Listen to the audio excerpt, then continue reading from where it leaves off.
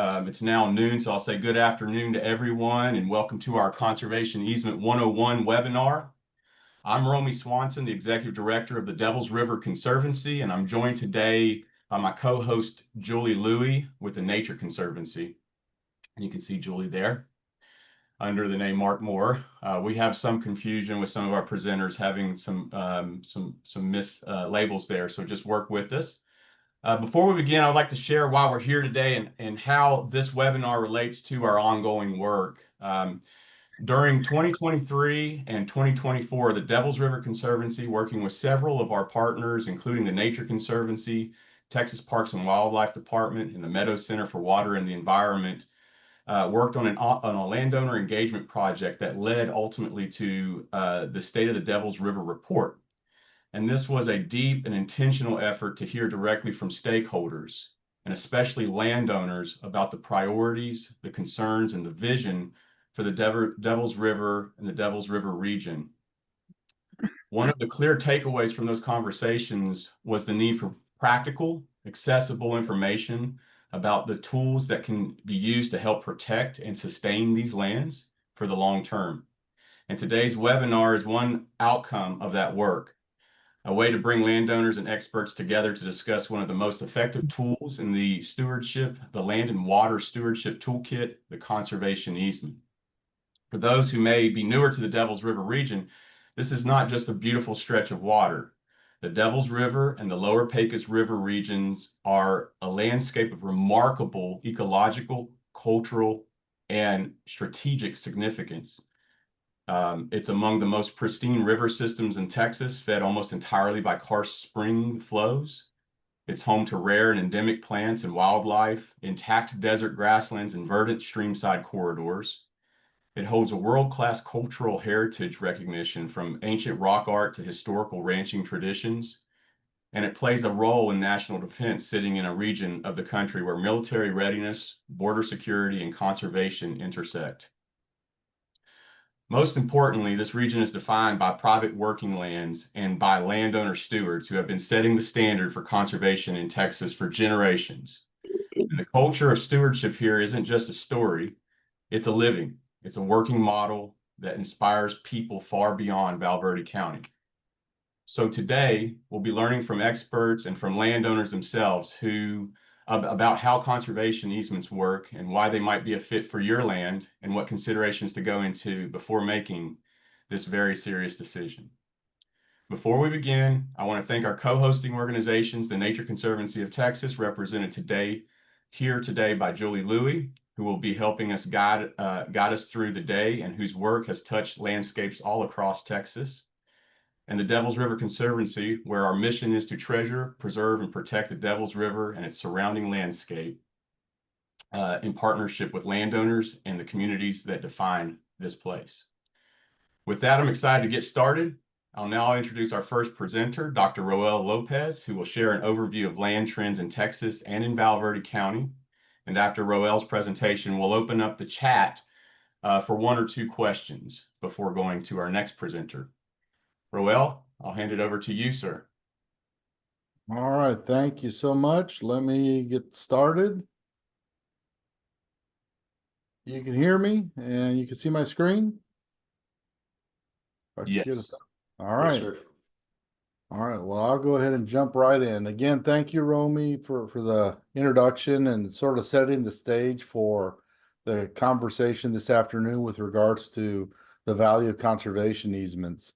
One of the things I'd like to do is maybe take a step back and give a broader view of some of the challenges that we're facing here in Texas with regards to these working lands, these farms, these ranches, these family forests, and talk about not only some of the trends statewide, but more specifically some of the trends within the Devils River. So I'll kind of do a comparison between what's happening statewide, but also what's happening within this really very beautiful, precious part of the state.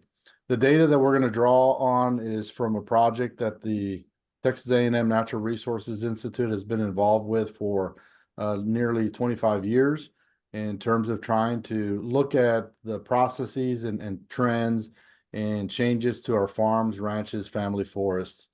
Several months ago, I went to a restaurant and got a fortune cookie, and I was inspired by my fortune. Typically the fortunes you get from a fortune cookie are kind of corny, I guess, but this one really was, I thought, pretty profound. Rivers need springs.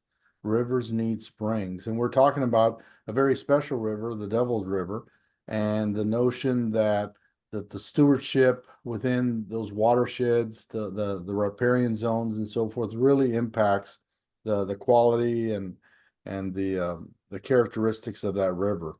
And so that's a theme that I'll try to sort of revisit as we go through a few slides here.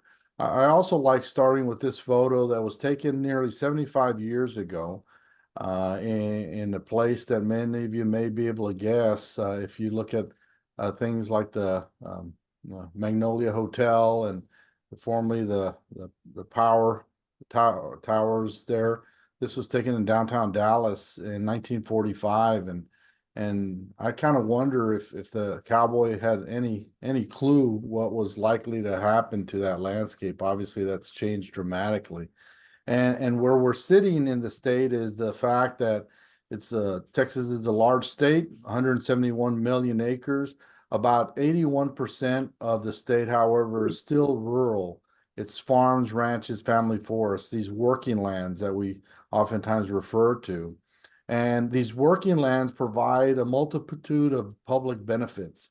They sustain a growing population of 31 million Texans. When you look at the state's population at 31, about almost 90% of Texans live in urban centers.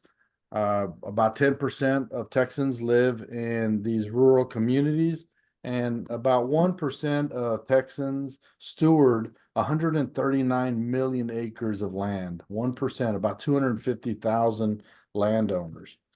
And the challenge for us as a state is the fact that we're undergoing very significant changes in terms of the number of people moving to the state, 12 to 1,400 people per day.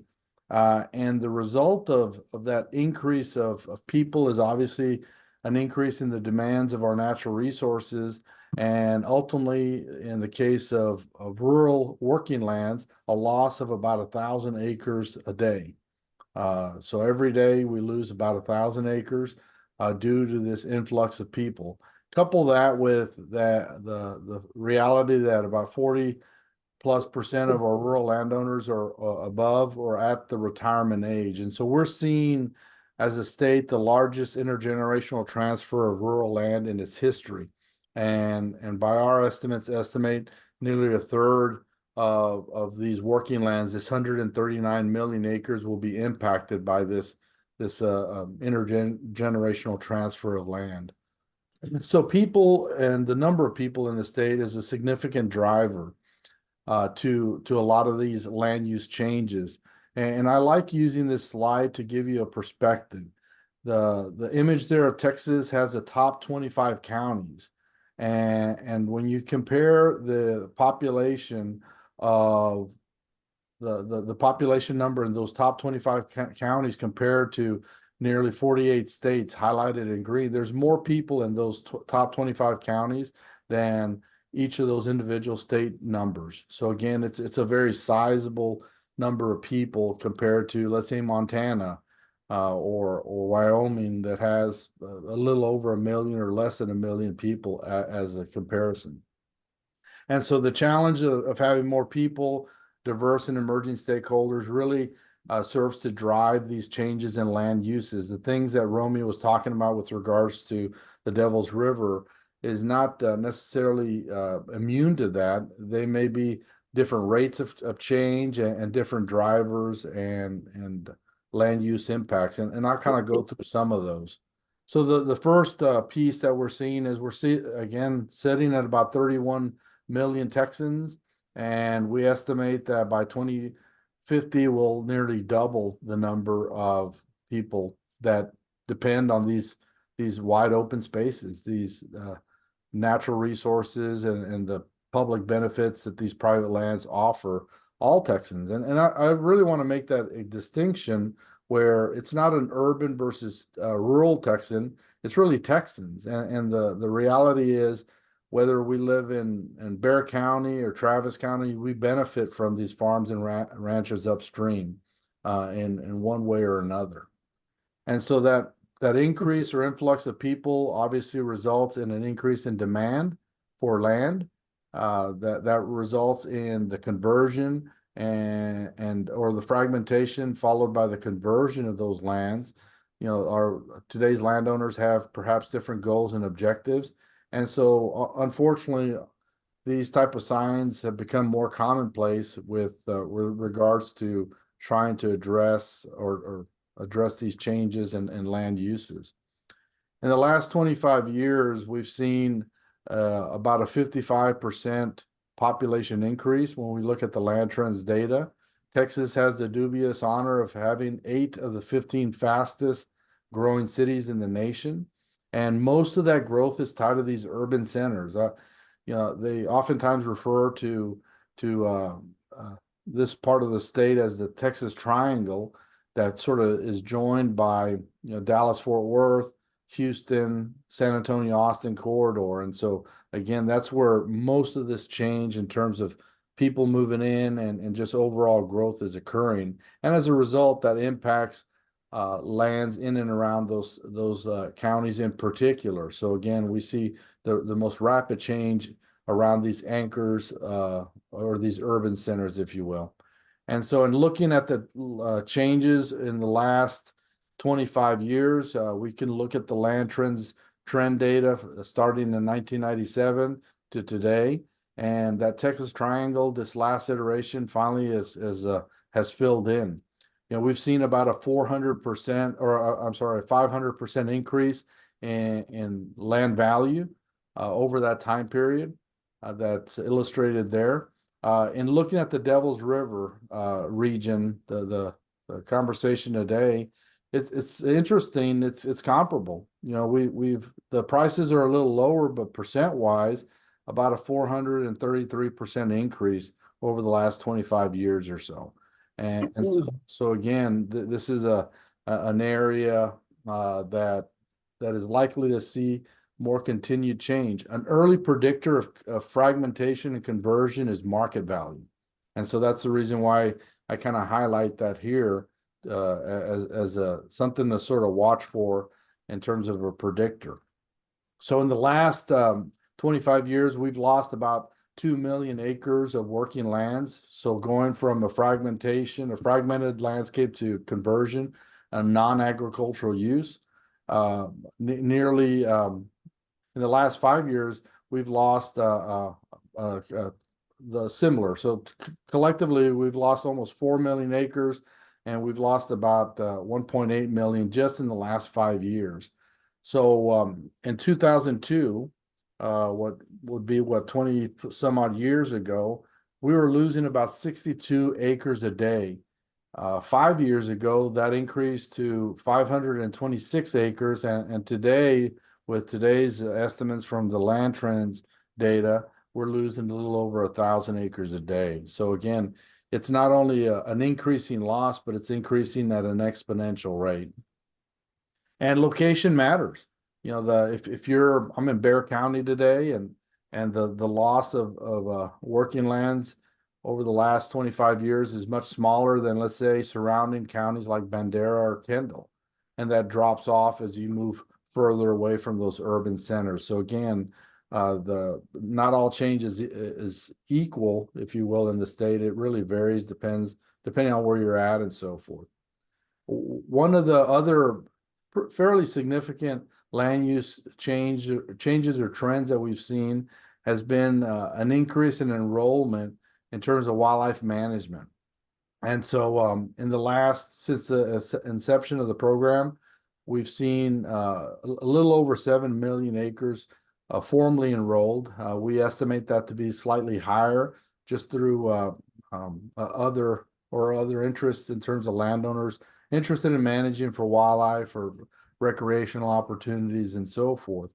What's interesting in looking at the Devil's River Basin, About almost 20% of that change over the last 25 years occurred in that part of the state, which isn't surprising. So this area here is really a hotspot for landowners kind of shifting from an ag valuation to a wildlife valuation. And so that trend is likely to continue. So I'm going to show you a few pie graphs. On the left is the statewide trend. On the right is the trend within the Devil's River. You know, we've seen an increase in the number of small acreage land holdings, less than 100 acres. 5 years ago, it was a little about 50%, and that's increased to about 60%. The number of acres in 2,000 plus acre operations is much smaller.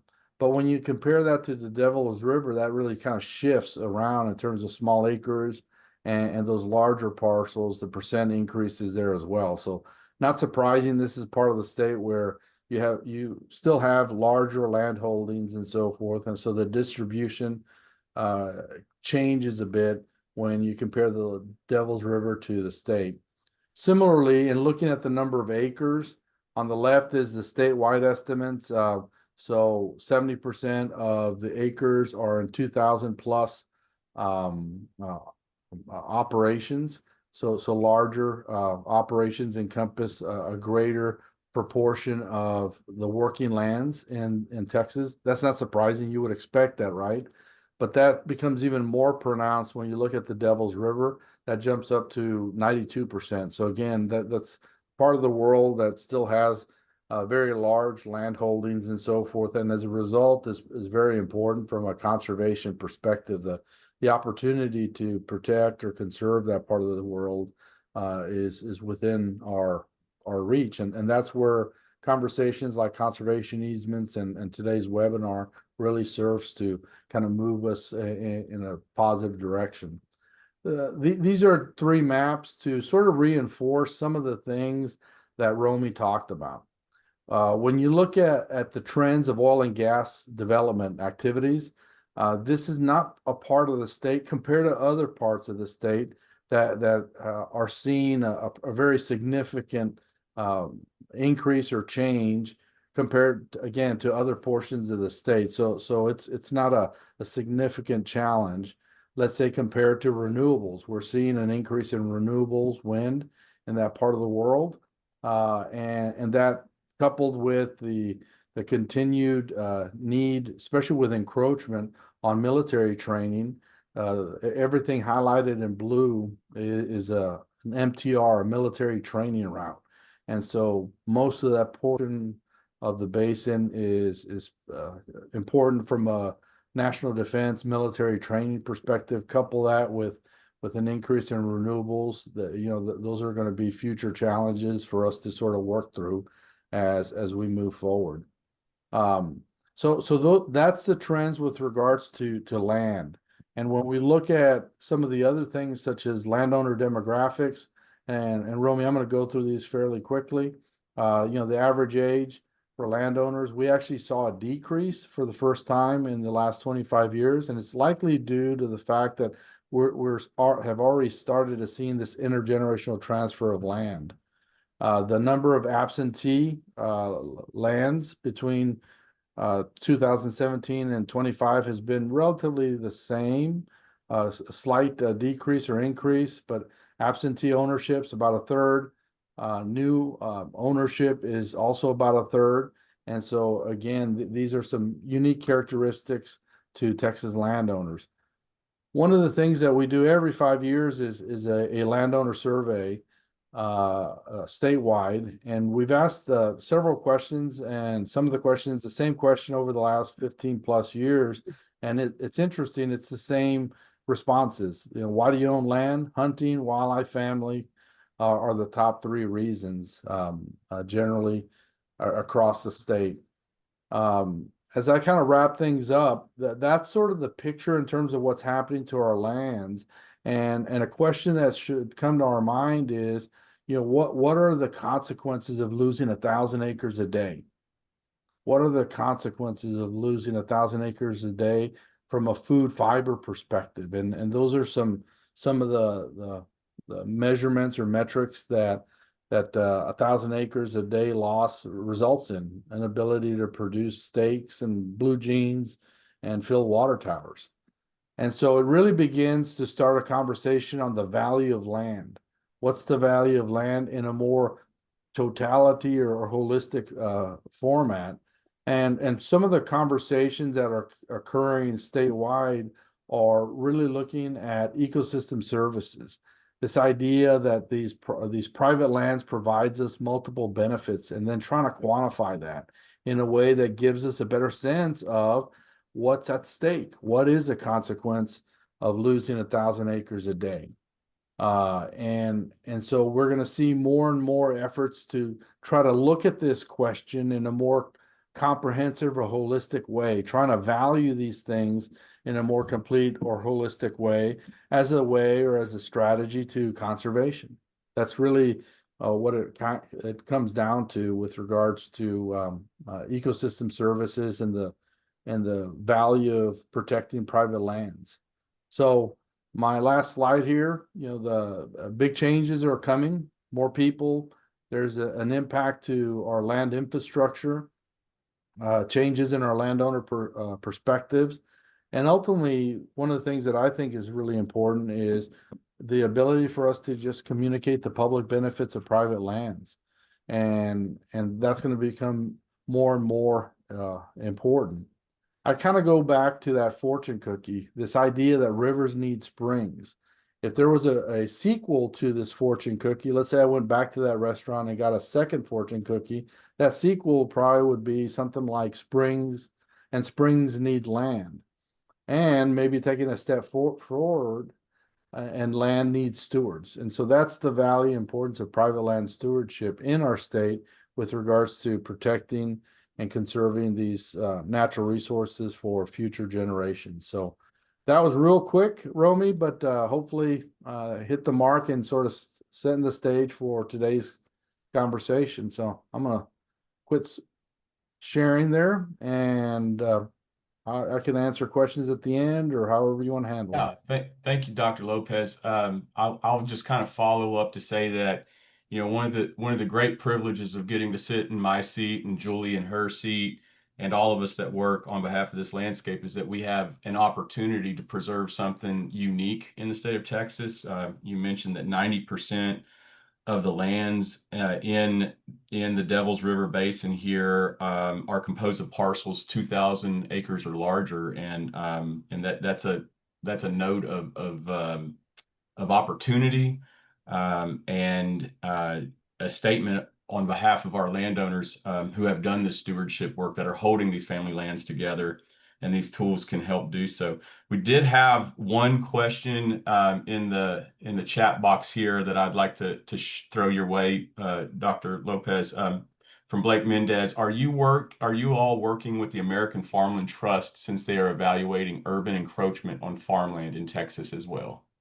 And I just posted it on the on the deal, but a lot of folks don't know this. The original program of Land Trends as we know it was actually a partnership between the AFT and NRI 20 plus years ago.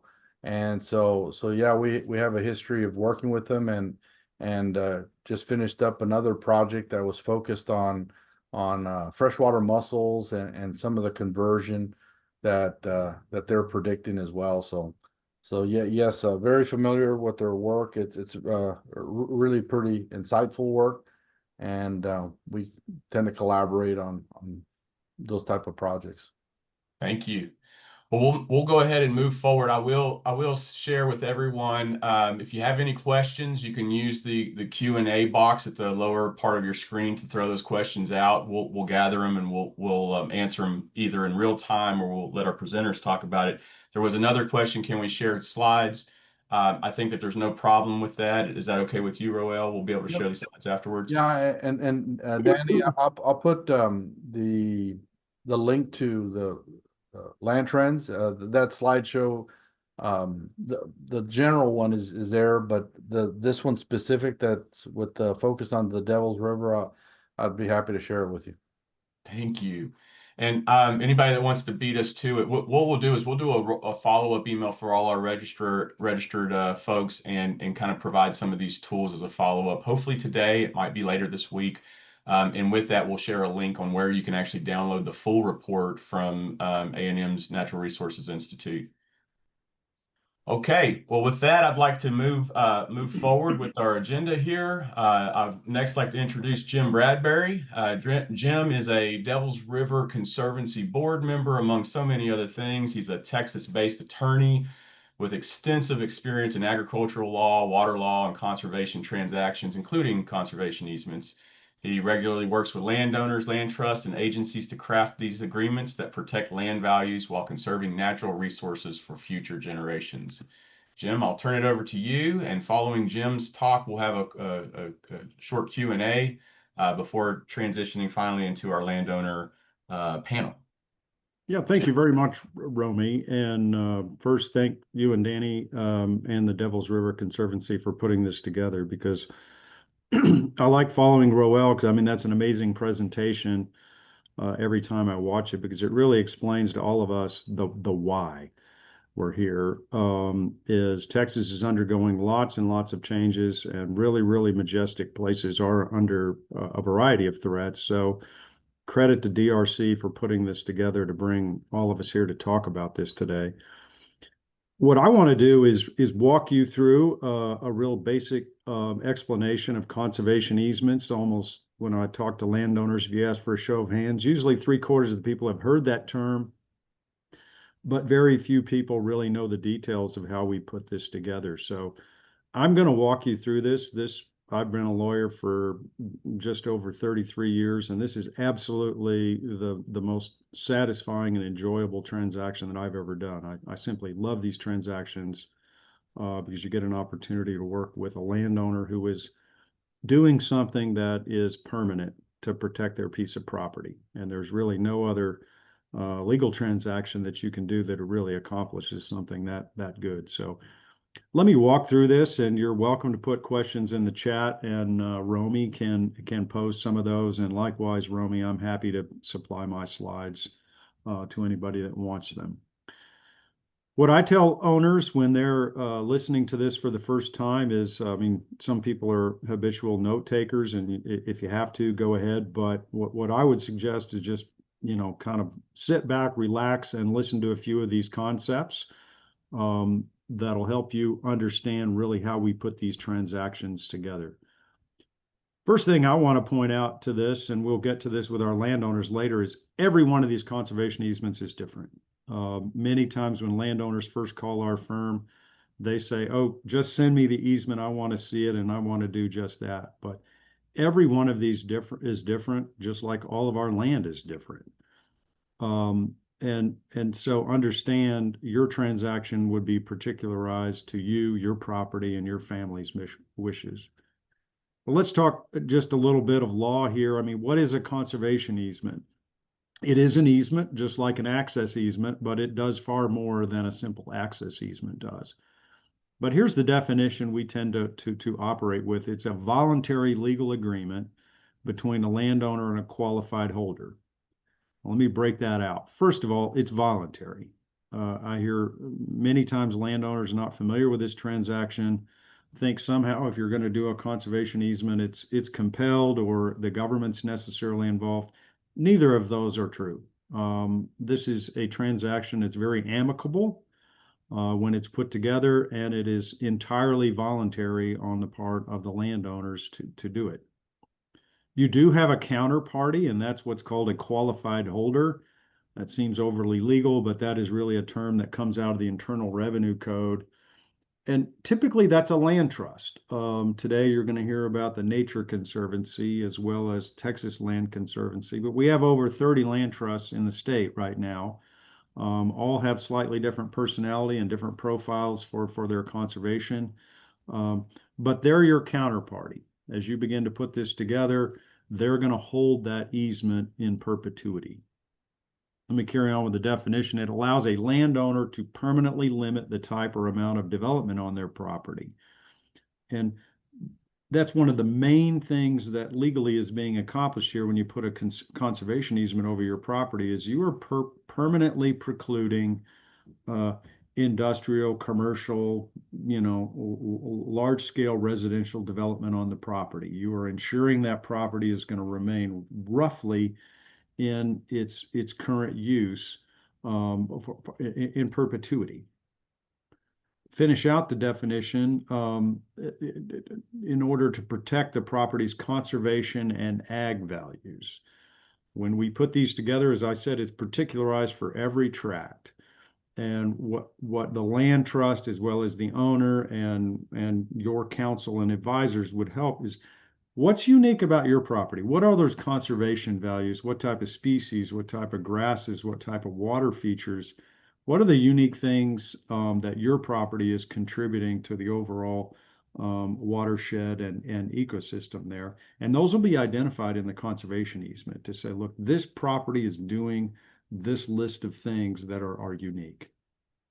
Then lastly, on our definition, while retaining private ownership of the land. And I want to underscore that because when I talk to a lot of landowner groups, many times they initially hear this, are like, oh, well, there's a land trust coming in to be part of this. And I'm very concerned that I'm no longer going to have private ownership of my land. And that's not the case. You remain the owner. You're on the deed. You're still down at the county records as the owner of the land.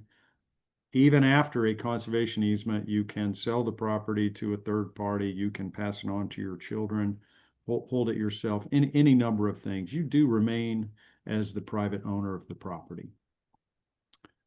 Just a few other things along the legal realm. It is a real property interest, meaning it is a property interest that you create. The easement itself, like all easements, will be filed down at the courthouse and recorded with a legal description for your particular piece of property.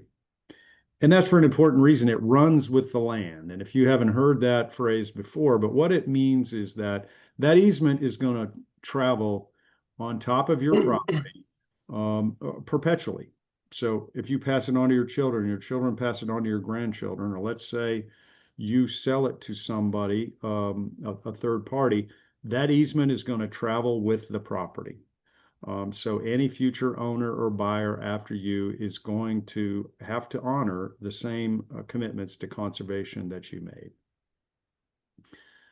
Just briefly, that bottom box there, in the event that you do have a lien or a mortgage with a bank on your property, that's absolutely no problem. In order to do an easement, we would have to contact the lender and get them to understand the conservation easement and consent to it, and all the easements I've done, and even those that I've heard about that others done, absolutely no problem talking with the bank. It's just a simple 1 to 2 page document the bank would sign. So as I mentioned, it does become part of the title to the land once you convey this, your land trust, and I'll talk in a moment about, the process of talking with different land trusts. But you and they will be partners on this conservation easement in going forward.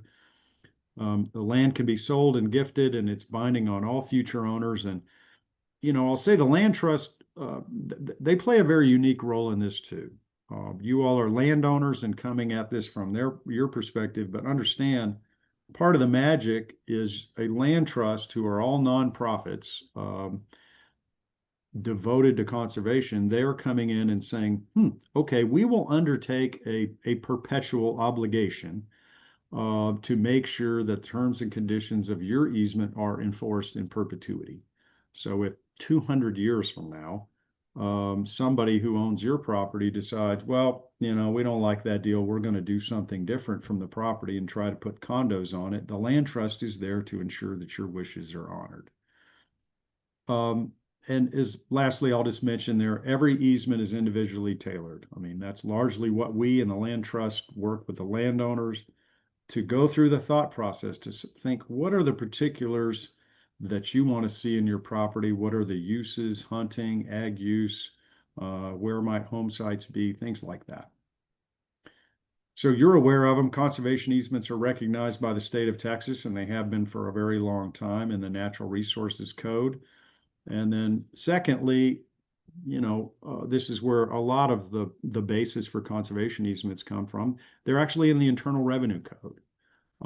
They're spelled out there, they're recognized there, and I'll explain the tax impacts in just a moment. But that's where a lot of our law surrounding conservation easements revolves around the Internal Revenue Code. And in the code, you'll see there on the bullet points, I won't go through all of those 4 bullet points, but those are all the 4 possible bases for a conservation easement that you could select. You don't have to meet all of them, you just have to meet one of them. For example, protection of historical resources. If you have historic resources on your property, that alone would be grounds for a conservation easement. But most of them we're doing in Texas right now are that very first bullet point. These are significant natural resources. And as Dr. Lopez talked about, we're losing those very rapidly. So the value of the resources that your property holds for habitat for species, wildlife, and grasses and water features, we're trying desperately to preserve those. So to get into a few more details, question that commonly comes up is say, okay, I've decided, my family's decided, we visited about this. This really makes sense. I would like to take a few steps forward with a land trust to explore actually putting an easement over our property. The first question that comes up is, okay, how does the compensation work? I want to preserve my property, and I'm all good with that. But from a financial perspective, I need to understand how is the trade and compensation done. And that's what this slide explains. There's really 3 broad ways that one might be compensated for putting the easement on your property.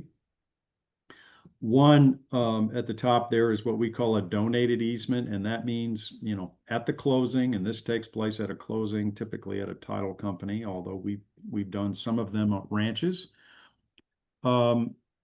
You do not receive any compensation. You don't get a check, but you have donated the value that you're giving away on your property. And that entitles you to a very valuable IRS deduction that can be used against your income. And I'll have a few slides that detail that, but hold in your mind there for a moment. If you donate, you don't receive any proceeds, you're going to have a very significant income tax deduction for the value that you gave away on your property. Second is simply the absolute opposite. It's purchased easements. Once that value is calculated by an appraiser, the value you're giving away with this conservation easement, you could be compensated 100% for that value. I will just say that scenario is rather rare because we have a variety of sources of funds that are used for compensation, but it is very, very rare for a landowner to get 100% of that value. Which brings me to the third possible combination for compensation, which is simply a hybrid of the 2. One is, we call it a bargain sale, and that's where you would receive some funds from a grant agency like USDA, Parks and Wildlife, or a private foundation, but it wouldn't be all of the value. And so you would get a tax deduction for the portion of the value that you didn't receive cash for. So no need to understand it completely, but just understand an appraiser is an essential player in this transaction, and he will determine to a dollar the amount of value that you would be conveying away with the conservation easement. And then depending on the nature of the transaction, you might get a check and or a tax deduction, or simply a tax deduction. So a little bit about the process, and it is identical whether you're donating that easement or it's a purchased easement. We're going to draft that easement in the same way, have the same conversations, and you will accomplish the same good. It's just a question of how you'd be compensated. Now we're getting a little more detail. What are the reserved rights? I mean, this is where I have to have my landowner clients put on their thinking hat most intently. which is first concept we're going to introduce you to is what's called a building envelope. When you do an easement, you're going to work with the land trust, driving around the property and determine where might the most appropriate places on the property in the future for residences, barns, structures. In the future, future structures are going to have to be placed in an envelope, and that's part of the process is to determine where would we establish those envelopes. Think of them as a square that exists within your property, and within that envelope, landowners are permitted to build houses, pools, barns, outbuildings, you know, pretty much any structure that you'd find on a ranch. Second question that comes up for landowners is we use the word partition, but think of it as a division. Many times landowners may say, well, I own 3,000 acres and I don't want it divided at all in the future. And that's a choice. Or they can say, well, I have 3 children, so I would prefer 2 divisions on that property such that it could result in 3 parcels in the future. There's no legal answer. There's no requirement of a number. Each of those choices slightly affect the calculation of your deduction, but those are 2 things that landowners have to be thinking about as we go through this process. I do often get the question of, well, Jim, how long does this take? And what I suggest to landowners is I would try to target at least an 18-month period of time, kind of from beginning to end. These can certainly be done on a quicker time frame than that, but because they're done in perpetuity, and I think it's a good practice for owners to talk with their family, you know, kids, grandkids, if they're adults, take some time. But like I say, if it needs to be done in a quicker time frame, you and the land trust can work that out. Appraisers, I won't go into in a lot of detail, but as I explained to you, that's an MVP in this process. And we have, you know, a really good list of very talented appraisers who understand this transaction. That many times the land trust provides that list to landowners so they can assist in making that calculation for the tax deduction. Last document there is called a baseline report. I know Romey has authored many of those, and that is probably the document that landowners are most fascinated with at closing. Think of it as an absolute encyclopedia of your property. Whoever prepares that baseline report is going to go out and detail all the vegetation, all the grasses, the water features, the springs, you know, historic structures on there. And so it winds up to be a bound snapshot of the property. And almost every time that I've reached a closing, that landowner has his nose in the baseline because they're learning things about their property that they didn't even know existed on their property. So it's a really neat document.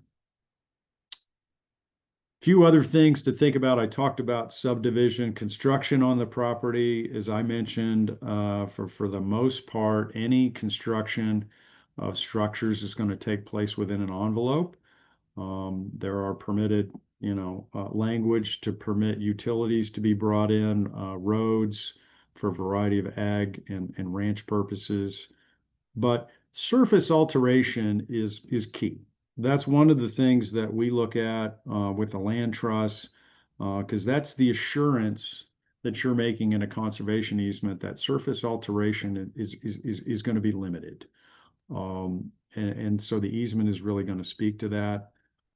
Vegetation management typically is mentioned, and it is very important, particularly out in the western side of Texas due to the lack of rainfall. And that is either dealt with in the easement or the easement and a management plan. And a management plan is something that does change over time, depending on you know, climate and how the vegetation performs, that the landowner is in a continuing dialogue with the land trust.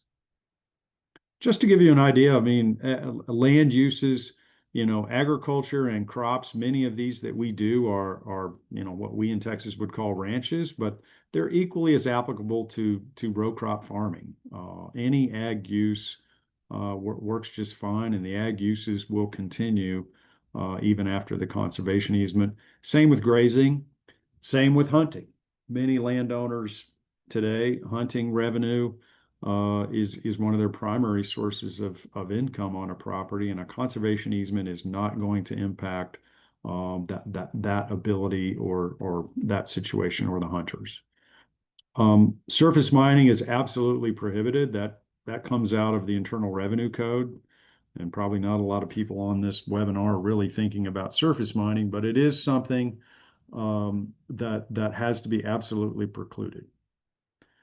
Oil and gas development, I'll give you the short story on that, but oil and gas development is perfectly permissible with a conservation easement. I have many times landowners say, "Oh, I'd like to do one of those, but I have oil and gas, or I want to produce my minerals, so I can't do it." Well, actually, you can do both. There's a way to layer in the restrictions and requirements in the conservation easement that contemplate on-site production, but it's got to be done in a more restrictive manner and more protective manner to the property. Water extraction, that's essential to those of you who live out on the western side of the state out there. And typically, although not always, groundwater is reserved to be used for the surface of the property. There are a few exceptions to that, but by and large on conservation easements, groundwater as well as surface water is restricted to preserving the conservation values on the property. This is just a little simple diagram here, the best an Aggie can do, just to give you an idea of, say the red outline is the ranch. That dotted line would be a potential partition in the future if the property needed to be divided such that, let's say the right-hand side needed to be sold off to generate cash income or go to one of two children. That could be done, and then that's just a crude example of a building envelope, but that's how we draw them. Once the landowner comes to a decision on where they want that to be, the land trust will go out there and GPS mark that envelope, and then that's where future construction would be located. But of course, you can have multiple partitions and multiple envelopes within a property. As I, mentioned, the surface mining is prohibited. You can do these conservation easements for a term, let's say 40 years, 50 years. That's perfectly legal. Almost all of those that are being done now are perpetual. If you want the income tax deduction, the conservation easement absolutely has to be perpetual. Another question I get is condemnation, and I think maybe Romey mentioned the potential of power lines there. We're seeing these new lines coming in various parts of the state, and unfortunately, Texas right now, a conservation easement does not prevent condemnation. Now, in some cases, we're seeing route planners are identifying conservation easements, and they appear at least that they're steering around them, which is a really, really positive thing. But legally, there's not anything, if you have a conservation easement, that's going to protect against a pipeline or a transmission line.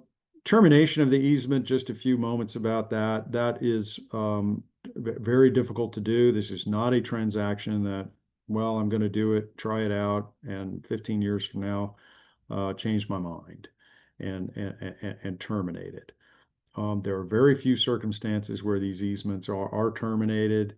There are provisions in there that deal with that, but it's very difficult to do, and I just like landowners to understand that. I mentioned briefly groundwater because it's essential to all of us, but the idea is, one, conserving our aquifer resources there, and likewise ensuring that that groundwater supply underneath the property remains there for the healthy springs that Roel covered, as well as for uses of the property and downstream river uses flow into the Devils, Pecos, otherwise. But it is something that language that the landowner has to get comfortable with and have a little back and forth dialogue with the land trust about that. So, just to talk a little bit about the financial, and pardon me for ruining your lunch talking about taxes, but it is part of the equation, and I will say it's a very handsome deduction. It really surprises a lot of landowners as to, wow, it's pretty significant. But from a tax perspective, this really it does three things. First, it does the income tax, and I will explain that in a minute.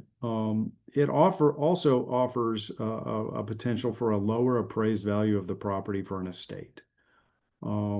It is increasingly being used by estate planners, wills and trust lawyers, as well as CPAs who are helping families look at their estate plan. This is a tool that's being used by those professionals. And likewise, it may impact the property taxes. You're going to have an appraisal that shows now the market value is diminished. Most of you are probably in ag and wildlife anyway, but still, that you are going to be able to demonstrate to the county appraisal district that you have reduced the market value of your property. This is a simple example here. Let's say we were putting a transaction together, and that's the overall value of the land before the easement. But your appraiser, who's now going to study your easement and look at the restrictions you and the land trust are putting in place, and let's say they make a calculation that you're reducing the value of your property by 33% by placing the easement on there. Once they make that calculation, and let's assume that you're not receiving any cash proceeds at the closing table, you're going to receive an income tax deduction for that entire amount. So in this example, $4.9 million. Now, hold in your hands, I mean, your property is the same. You can still use it the same. You can hunt it the same. You are not going to be able to develop it, and you have to play by the rules. But by doing this, you now have created a rather significant income tax deduction that you can use. How does that deduction work? You document it in your tax return for the year that you do this transaction, and then you have up to 15 years to utilize that deduction. You don't use it all in the first year at all, because there are limits.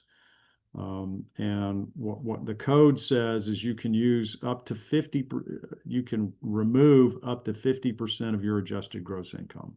So whatever your total income is for the year for you and your spouse, you can wash out 50% of your tax liability each year, all the way up to that 15 years.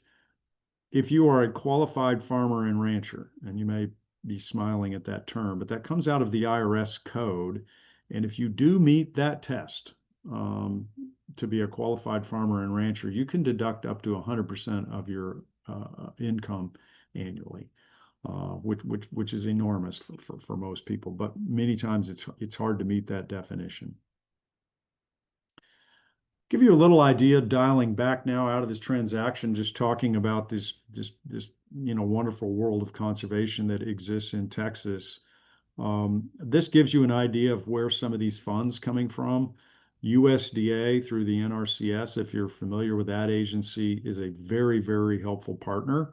There are farm bill funds that come and flow to Texas, and there is a grant process that NRCS engages in each year to determine the awards for conservation tracts, and those funds can be rather significant. Your land trust that you select would really take the lead on that. You don't have to do that. Your land trust would do that for you. But if you see down there at the bottom, it kind of shows you the amount of total money that's flowing to the conservation, and then the much discussed big, beautiful bill there actually put $4.1 billion into conservation. Conservation easements. And I'm sorry to report all of that is not coming to Texas, but we do expect Texas is going to get a very large share of that. Other sources of funds for these, Parks and Wildlife Department has a program the legislature set up many sessions ago called the Farm and Ranch Land Conservation Program. They recognize the very things that Dr. Lopez explained to you, what's happening to Texas, and the state has put funds with the Farm and Ranch Land Conservation Program housed at Parks and Wildlife. And that's also a grant funded process where you apply, they score properties against each other based on the values, and then they make awards. And you can get both NRCS money and Parks and Wildlife money as compensation for doing one of these. Just to show you, there are a few other sources there. City of San Antonio is recognized nationally for the amount of money that is placed into conservation easements for aquifer protection. If you know how the Edwards works, it's a recharge aquifer. So San Antonio has taken tax dollars and gone out into the hill country in the recharge zone and done conservation easements with owners who continue to live and ranch on their property. But now it's protecting the groundwater supply that supplies San Antonio and parts north. Austin, Hayes County, other counties have programs. Kerr County's got one, Kendall County's got one, and there are a variety of other counties, primarily in the hill country, that have bond packages to assist in conserving property. REPI program is one Dr. Lopez is very familiar with, and that is a federal program that engages in conservation transactions around military bases to create buffers around our military bases. So kind of wrapping up a few things here, on the financial implications is, again, this is a voluntary program. So it's something to sit down with your family and talk about it at the kitchen table or wherever you choose to sort things out and decide, does this make sense?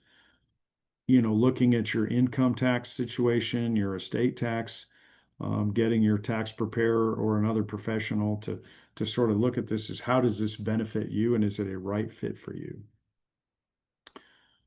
Just a couple last slides to brag on this Farm and Ranch Land Conservation Program as I wrap up here, because as you can tell, I love conservation, and this is a program we're very proud of in Texas. And as I mentioned, there is a council that's appointed by the governor that makes the decisions on where these funds go. It's not Parks and Wildlife specifically, although Parks and Wildlife staff do a lot of the work on these.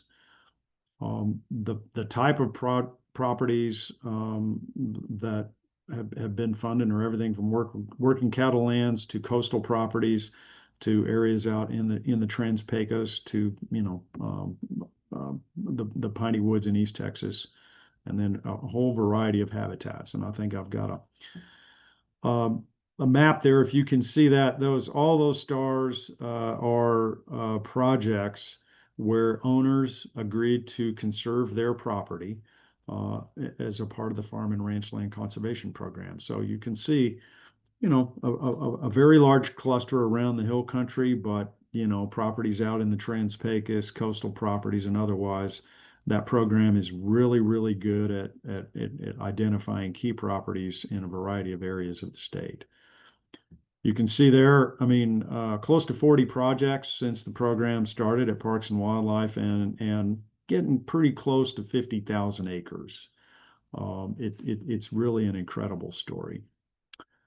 And then I think, this will just, you can read these slides on your own after I set them out, but they do underscore one essential point, which is that the state's use of those dollars substantially encourages more and more landowners to take a step forward and conserve their property. So, it's a 9-to-1 return on the state's use of those dollars. So we're very proud of that program that helps more and more Texans conserve their property. So very last slide I have here is a resource, which is the Texas Land Trust Council. It's a nonprofit. It is not a land trust. It's actually the statewide association of land trusts. And I will tell you, if you are interested in what you hear today, you want to kind of scratch around a little more and learn some more, I encourage you to go to their website. That URL down there is a conservation easement guidebook that gives you sort of a really good overview with some great visuals and then some stories about various landowners who've done these. Second thing that website has is it's got hyperlinks to all the land trusts in the state. So as you're doing some due diligence, you want to talk to one land trust, two or three land trusts. That's one place you can go and get an overview of all the land trusts. So that's all I've got. And Romey, maybe I'll turn back to you and see if there are any questions before we go to our panel. Thank you, Jim. So we got time for a couple of questions. There's a few in the chat box here, so I'm going to just pick a couple that are kind of probably quicker to answer. And what I would suggest is, if we got time at the end of the webinar, we might dive back into these, but they will be answered. Maybe they'll be answered as the follow-up email that everybody that registered will get. That'll have some of the resources we talked about, links to the reports, and then that way we can get maybe a written response to some of these questions that won't be touched. So if I don't read it off, Happy to do it. We're not cherry picking anything here. I want to get a couple quick ones so we can stay on time. So from Brian Gilroy, are building envelopes required, or can this be done based on impervious cover? Building envelopes really are required. You could probably try it without one, but the IRS, if you are seeking an IRS deduction, I'd be very, very concerned about doing an easement that only had impervious cover limits on it and not building envelopes. Okay, important consideration there. From Blake Mendez, how do conservation easements generally treat solar?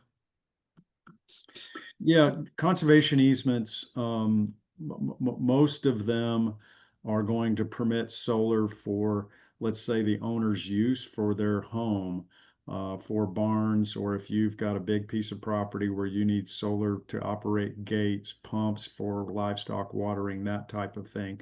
But you're not going to see conservation easements that are going to permit the large scale commercial solar that we're seeing put in all across the state. Thank you, Jim. We'll do one more here. So this will be a kind of a two-parter from Martina Clifton. Is there a minimum or ideal amount of acreage for an easement? And also, what happens if you sell a property under a conservation easement?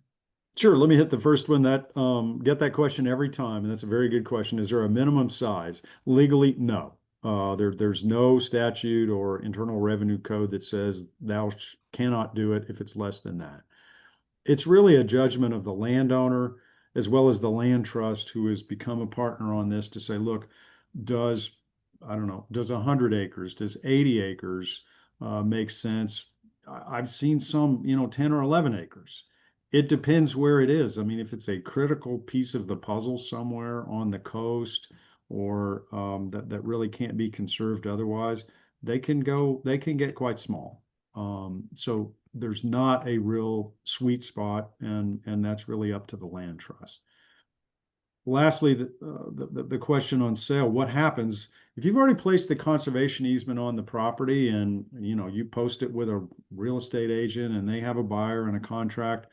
All that's really going to be required is you're going to let the land trust know, hey, I'm selling the property to somebody else.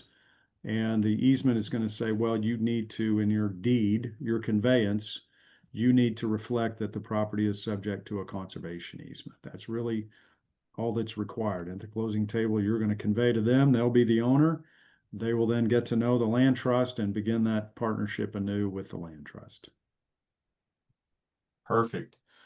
Well, Jim, thank you for digging those questions. We're going to have a few more, and I'll share that. If we have time at the end, we can dig into those. If not, we'll write them down. We'll put a little written response to them, and we'll include those as sort of part of the after webinar email. So I promise that all those questions will get addressed. Next, we'll transition to the last portion of the webinar, which is going to be our landowner current conservation easement landowner panel. Jim, who just wrapped up his presentation, will be the moderator for that panel. So Jim, I'm going to hand it over to you. I'm going to ask David Honeycutt and Mark Moore to join us with their cameras on and the mutes off. And once I see Mark get here too, we'll do that. Yeah, well, thanks, Romey. And let me intro this, because I will say that the part that you're about to watch is always the landowner's favorite section of these presentations, because you're going to have an opportunity to listen to two landowners who have already done a conservation easement. And so you don't have to listen to a word that I said. You're going to be hearing right from, I won't say the horse's mouth here, but from landowners' perspectives. And we have two diverse perspectives to offer you between David and Mark that you see there on camera. Let me tell you just a couple things about both of them, and then I'm going to pose a few questions and then let them talk. David, that you see there, he's been a dedicated steward of the Devils for many, many years. And aside from his holding of the conservation easement, you all need to tip your cap or clap to yourself for David, because David is an amazing person and has probably singularly done more for the preservation of the Devils than anyone. So he deserves that credit. He has a conservation easement with the Nature Conservancy that was put in place many, many years ago. And I'd like to say that David put his conservation easement together the hard way. He didn't own one tract, and I'll let him explain, but he assembled many tracts, right? Bringing them back from the risk of further fragmentation and houses, placed it all under a conservation easement, and that easement, it sits right on the river. So he's done multiple things preserving this property, but done a great thing for those of us that love the Devils. Mark Moore is amazing person I've just met and has come recently into this conservation world, but I'm very excited for him to talk about the experience that you and your wife Renee had putting together the conservation easement on the Agave Canyons Ranch. It's about 4,400 acres. It's a big place, and you put your conservation easement with Texas Land Conservancy, another of our land trusts, and it's just been a very recent transaction for you all to put together.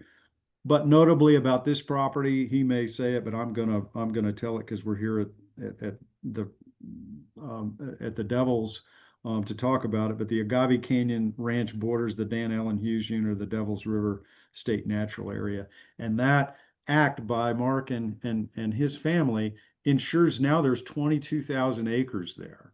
The more you do, the more you protect. And so we've got a wonderful cluster of undisturbed property sitting right there on the Devils. So enough with that. Let me turn to you, David, and tell us just a little bit about your property, your process of assembling it there, and describe what you've done. Thank you, Jim. And I want to first say your overview and presentation on conservation was remarkable. What a great slide presentation, and thank you for that.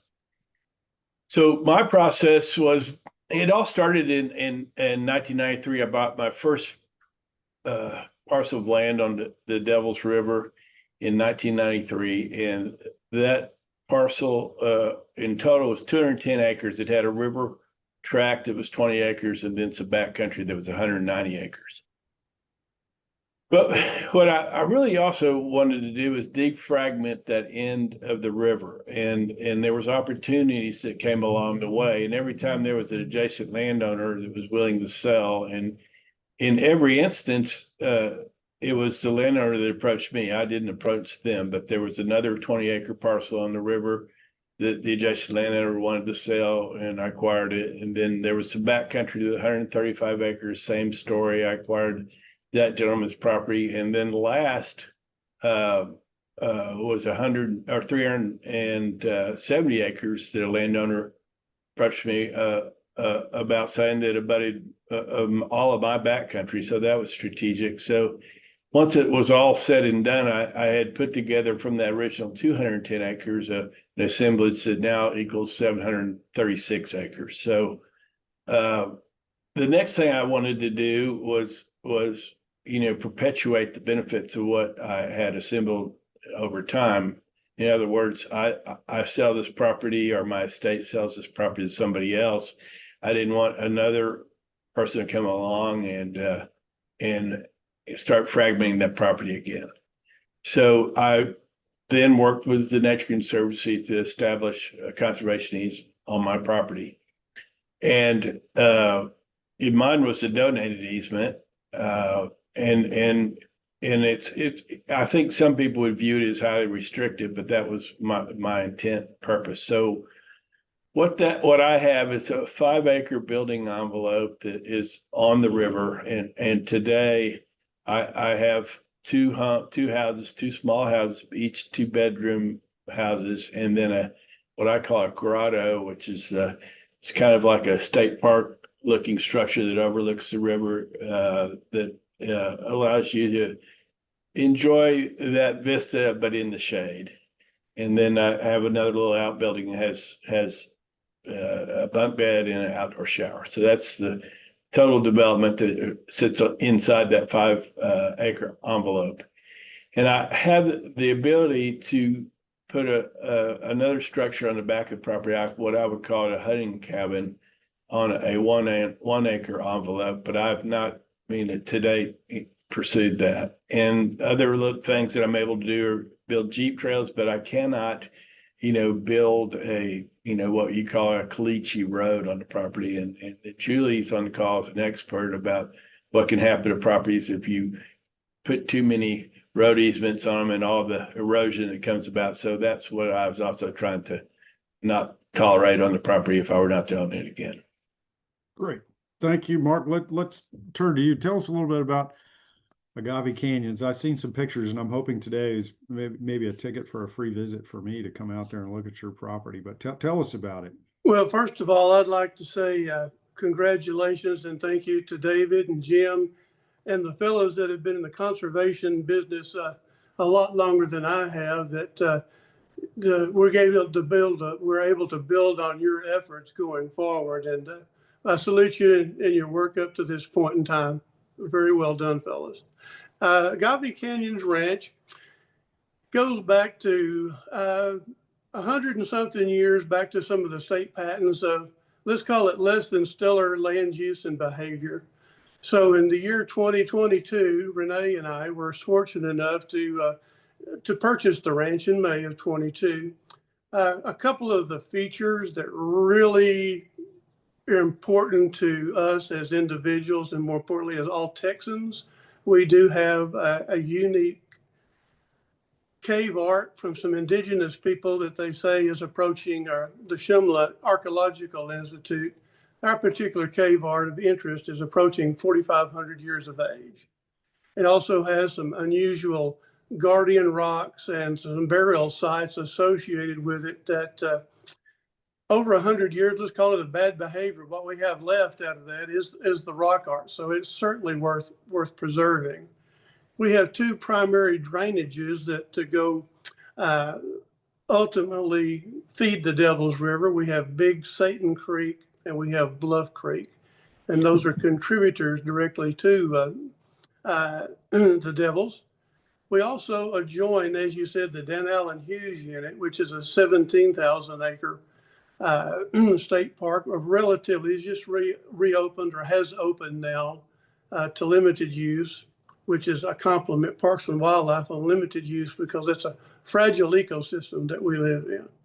Let's see, what else did we do?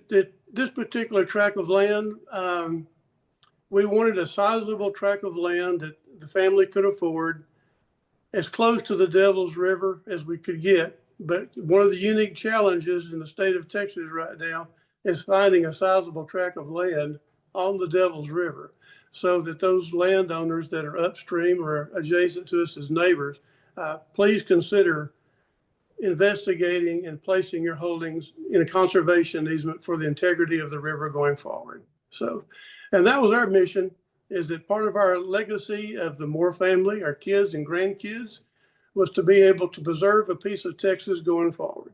And so now that's where we are today, Jim. Very, very well said. You're going to get invited back for one of these. Good, Mark. Well, you're Now, Mark, invited down to the ranch. you and your wife just closed your easement here recently, and I want to turn back to David. And David, when did you do your easement? And what I want to ask you, and you can estimate, you don't have to know the exact date. When was it, David? How long have you had it? The easement went in place in December of 2016, so that's 9 years ago. You're getting Nearly close 9 to years. a decade there. What I want Congratulations. to ask you is, both of you is, you've got a lot of landowners watching today who've heard what we're talking about. They have their own interest and thoughts about their property, but take us back to the time before you've done the easement, where you're owning the property, and just explain a little bit, what were the wheels that came together in your mind that says, I really want to take another step and do something special with my property. How about you, David? There was encroachment coming into place, from actually a Chinese oligarch, and we became aware that he was putting together what amounted to like 130,000 acres, with the idea that he was going to put in a wind farm, a large wind farm across all that acreage. And we've been resisting that effort ever since. But that's really another story. But that last tract I bought, the guy that called me said that gentleman was trying to come into our subdivision so he could get access to the river. And that he had made an offer to him on that 370 acres. So that, of course, made me anxious, but furthermore, it made me really know that I needed to put all that under conservation easement so that some problem like that could not, result if somebody owned it besides me in the future. Well, that's great. Mark, how about you? What, dial back before you did that easement, when your wife and you and your wife were riding around. Tell us about what was the moment where you said, let's do something special here. Well, this is going to come at a little bit different angle, but I first saw the Devil's River as an adult. I believe it was the hunting season of 1981. And I said to myself, one of these days, one of these days. Well, luckily the good Lord smiled fortune on us, and that we were able to purchase this ranch, 30 something years later, approaching 40 years later, as close as we can get to the river. But we were determined that we were going to find a place in the state of Texas that we could purchase, and consequently, we're going to preserve it. We're going to put an easement on it to preserve it one way or another. Just once again, the drainage aspects, the rock art, the wildlife, the proximity to the river, it's just all these factors fell into place. So as soon as our 2-year holding period was over, we closed the easement. I mean, we were intent on doing that from the day we purchased the ranch. Well, I'm very gratified you were out there hunting in 1981, and you said maybe someday. So that's a pretty special accomplishment for you. And the back part of this is, you had a slide a while ago mentioning the Texas Land Trust Council. Renee and I attended 3 of those conferences late in February, and we did our research, and we got our consultants and our basic framework skeleton plan put together at that point in time, so that our team did really good work in a short amount of time. Well, that's excellent, and good. I'm glad you mentioned that. And for anybody who's interested, there is a wonderful gathering of conservation interested people once a year in the early spring in Austin, and landowners who've done easements or not done easements are certainly welcome. Here's the next question I want to ask both of you about. Is many times landowners, when they're hearing about this transaction for the first time, they're a little taken aback about the thought of bringing a partner, a land trust, into their world, because people own property because they want it to be theirs, and there is necessarily some uncomfortableness that comes with, well, conserving a property is great, but I don't know that I'm comfortable with somebody else being involved in my property. But almost in every case, a landowner who's had an easement would describe that differently. than control. Many people view it as control. And I just ask for each of you to talk about your experiences, TNC for you, David, and TLC for you, Mark. How do you view that relationship, David? So I was once on the board. I'm now not, but had a good relationship with TNC as a result of that. But it's been a very soft touch. They come out there once a year, and an employee for TNC comes out and makes sure I'm doing what I said I was going to do, and I don't have to be there. I get to provide access for them, and they come out there and inspect the property, and I think even this year it was kind of a they didn't even come inspect the property. They just had a little questionnaire, and I filled it out and sent it back to them, and that was the extent of it. But there had been regular visits for many years, so it was easy to do that as a result. And how about you, Mark? What's been your experience with the folks at? Well, our experiences, I would like to say that we've negotiated a partnership that with the folks from Texas Land Conservancy, Mark Steinbach. He gave his thoughts and his requirements that are kind of stated by his board of directors of what they like to see. We stated ours, and we came to some pretty good partnership agreements. We increased some of the impervious cover restrictions. We reduced some of the occupancy considerations, and the back and forth at the end of the day, after a couple of days of visiting out here at the ranch, I just consider we've negotiated a partnership and a friendship that we all view this ranch and it's what needs to be conserved. We're in agreement of what we see. And it's absolutely tremendously huge in going forward, because let's say that after I pass from this world, that how are my heirs, our appointed people, going to be able to deal with it? I think that these particular folks, that we see things the same way. Well, and I think, you often hear many landowners who've done an easement talk about the resources that land trusts bring to it, because many landowners, advice on species, vegetation, brush control, things like that.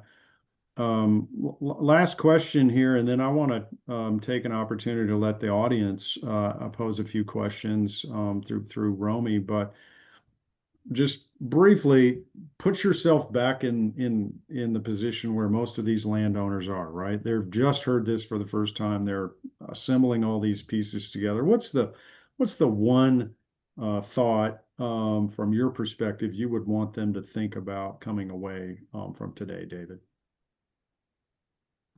Well, I guess particularly in a situation like in Mark's case, it's a way to perpetually protect the property, for future generations. And for me, as I mentioned earlier, I wanted to make sure all this defragmentation that I had set about to accomplish was preserved for perpetuity.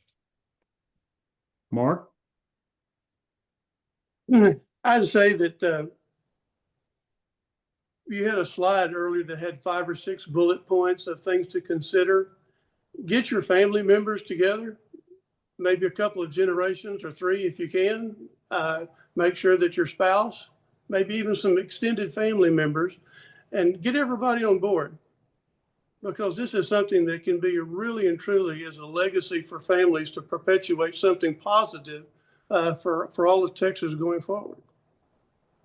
That's a great point, Mark. And talking to both of you, I wish we had a once a year place in Texas where we bring together everybody who's done what you guys have done and just have a giant rally of Texas landowners. It's really, really good. Well, I'll be the new ambassador.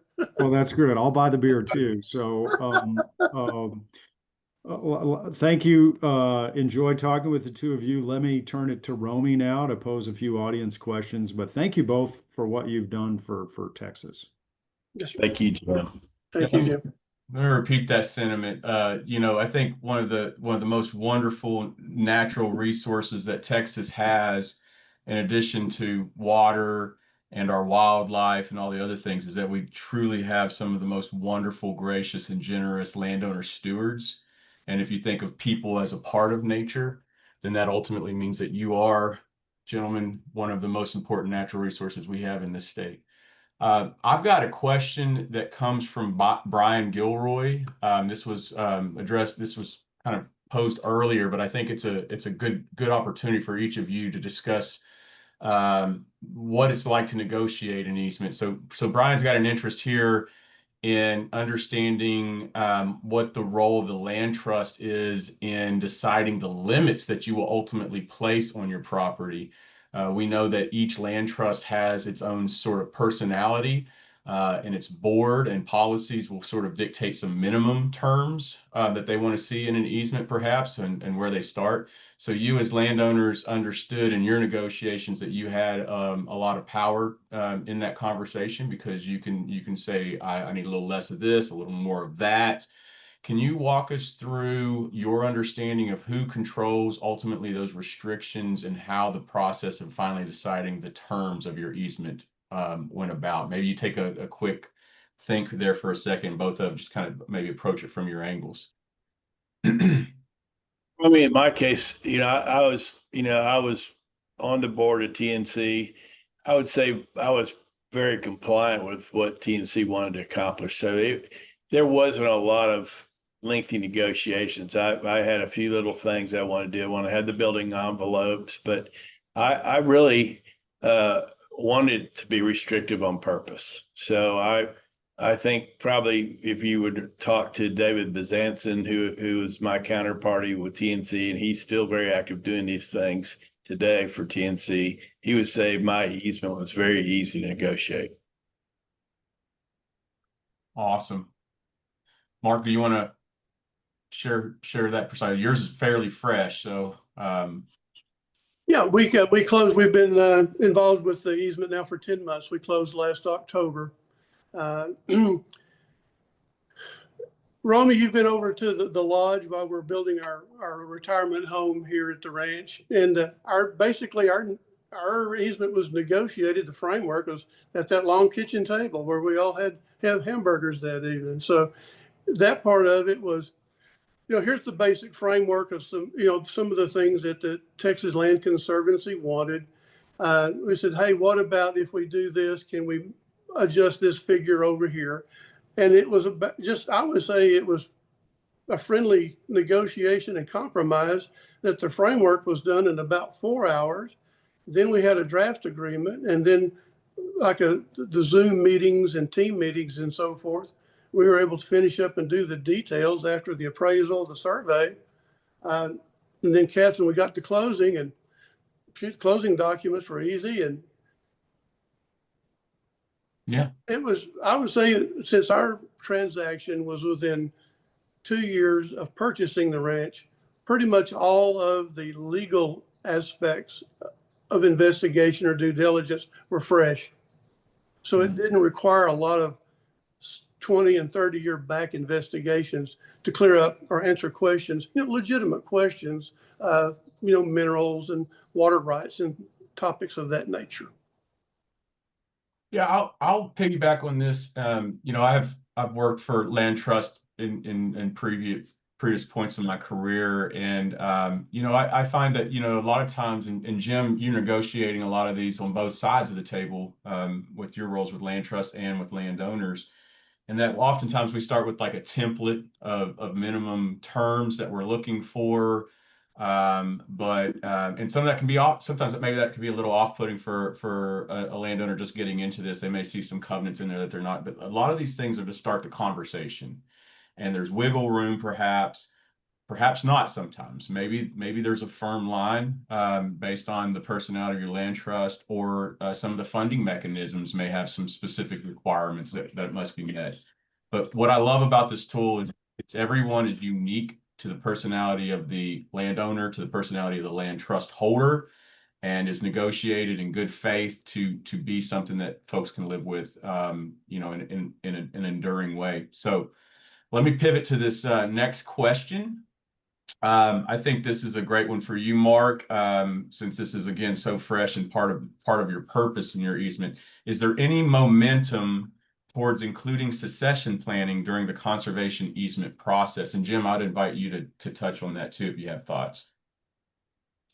Well, one of the aspects of our transaction included a review by our estate planners that we'd already had some different estate plans, some trust and things in place, that we wanted to make sure that these things dovetailed with each other, that one entity or multiple entities wasn't creating, let's call it a serious issue, or perhaps even an issue of taxation with another entity. Luckily, in our case, that between our lifelong CPAs and estate planners, that was able to be accomplished in a matter of 5 to 6 business days, and then we were able to move forward. So hopefully that every one of these transactions can be as relatively painless that with regards to succession planning and estate planning than we experienced. Yeah, I would just say, Romey, I mean, Mark's experience is probably the norm. We are increasingly seeing more CPAs, trust and estate attorneys, wealth planners, looking at this as a tool, as a part of a broader estate plan. But likewise, we've seen it after death too, where let's say someone passes away, there's no easement on the property, and there are two siblings. One moved off to Dallas, one wants to remain on the property, and there's some tension there about how do we keep the property and compensate that one sibling who doesn't care about it anymore. And a conservation easement many times has become a tool there. That income tax deduction or grant funds can help fund another sibling who is not interested in the ranch, avoid partition, things like that. So aside from the conservation aspect, it is a very, very important tool for families to look at in terms of making sure that property remains where they want it to be. Beautiful. And so, folks, we've sort of reached the end of the time on the agenda for our visit today. I'm going to, Jim, if it's all right, ask and invite David and Mark to just kind of maybe share a parting thought.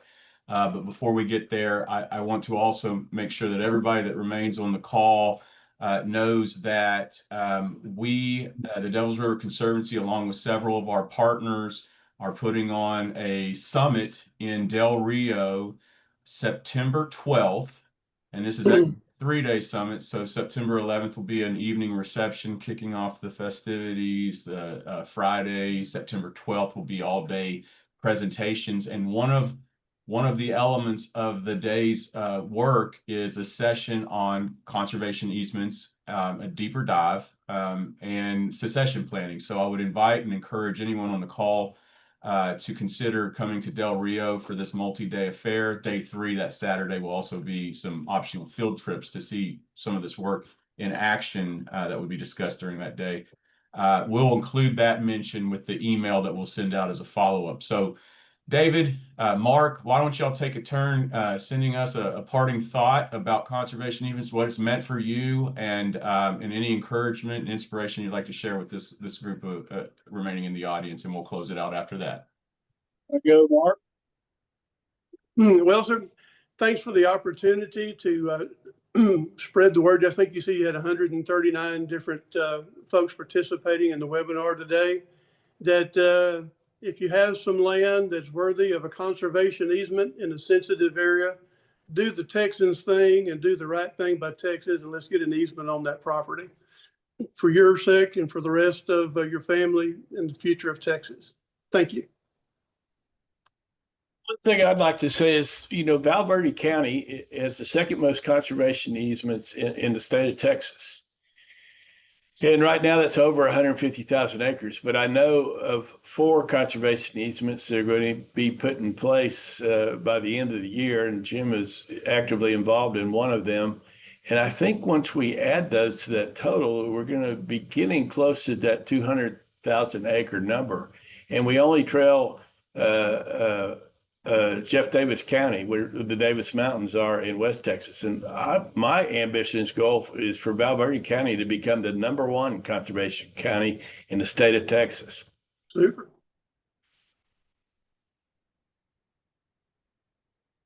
Well, I love that ambition. It's part of our mission at the Devils River Conservancy. Although we're not easement holders, we are supporters of all of our land trust partners that do this work, the Texas Land Conservancies, the Nature Conservancies, the Texas Agricultural land trusts and others working in our geography, the Compatible Lands Foundation down in Del Rio.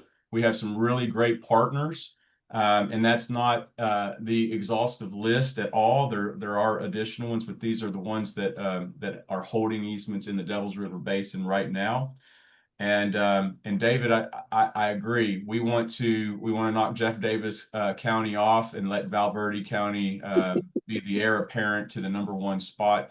I shared that in the chat earlier that Val Verde County, with its nearly or just over 150,000 acres of conserved land, is #2 out of 254 counties.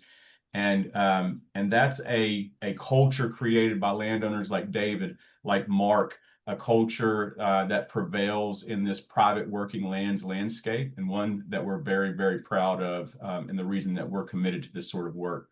So folks, we appreciate you being here with us today. David and Mark, we can't thank you for being the leaders that you are and sharing your stories. And we hope to do more work for everyone in this landscape and beyond.